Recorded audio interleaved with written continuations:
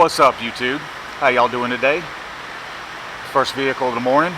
Today I'm going to show you how to do rear shocks. This is a 2015 Honda Pilot. This is going to be pretty similar to the Pilots and the Odysseys. They use about the same style of shocks. They've been using these same style for years, honestly. So this might apply to a lot more than just a 15 Pilot. But this applies to a 15 Pilot. And I'm going to show you how to do this today. And the reason why we're changing them is because they're leaking.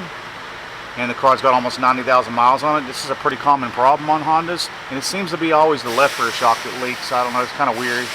I might be wrong, but it's just what I experience. Anyways, enough talk. If you haven't subscribed to my channel, please subscribe so I continue to make videos like this to make your life easier. I already got the parts. Let's get started. Now, the first thing you want to do before taking this shock off, because this spring right here is what supports this control arm, and the shock is what keeps the spring from dropping down. So you're going to want to put something underneath, depends on if you're doing this on the ground or what, some kind of jack, a jack stand, and take the load off just till it's touching before you pull that shock, because if not, this control arm is going to drop down real far, and it's probably not safe to do it that way, and you're not going to be able to get your new shock in anyways if you do let it drop down all the way. So let's do this. And the first thing I'm going to do is take a 14 millimeter and hit these top bolts right here. One's got a nut, the other one's got a bolt. Can't really mix them up. Go ahead and reverse that. Now we're going to take a 17, or you can use a 9/16 on top of there, or you can use 11/16 on the bottom bolts if you're using standard tools. Counterclockwise. Pull that 17. I'm using 11/16 because it's just what I found in my cart. You can see the mess. Get that bottom bolt out.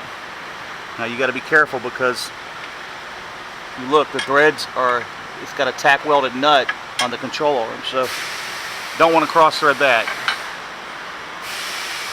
Alright, now that we got that nut off, our bolt out and nut out, pull out in your shock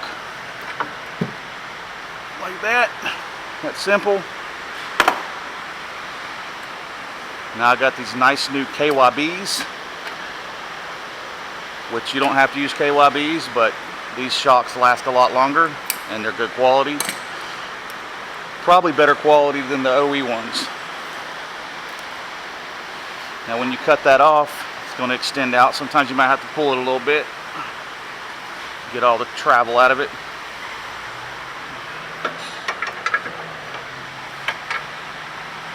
Now what I like to do is always put the bottom bolt in first.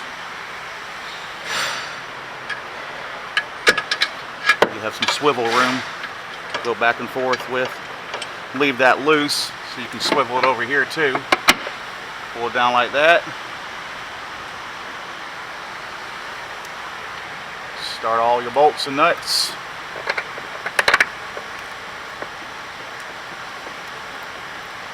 Now when you know you confidently got them started, then you can run them down. Now don't use anything too crazy if you're doing this with an electric tool. These top ones will break.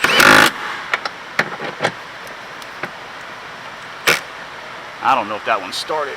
I feel kind of like it's not. Let me back that back. Nope. See, if I would have started running it down, we would have had some stripped out stuff here. Let's see if I can jack this up a little bit.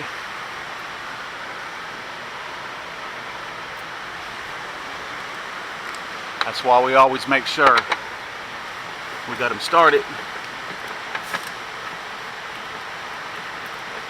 Just wiggle it back and forth. Okay, now I know for sure it started.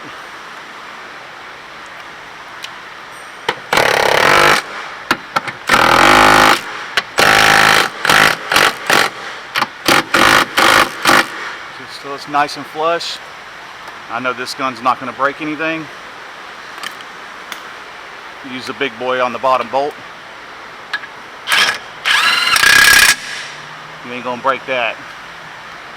I mean, you can, but you have to get crazy with it. And just take the load off. You see that drop down? It's that easy, y'all. Anyways, I hope this video has been informative. I'm doing brakes on this thing too, but I'm not doing a video on that because I think I've done videos on these before. Y'all have a good day. Y'all please check like down below. Peace out, YouTube.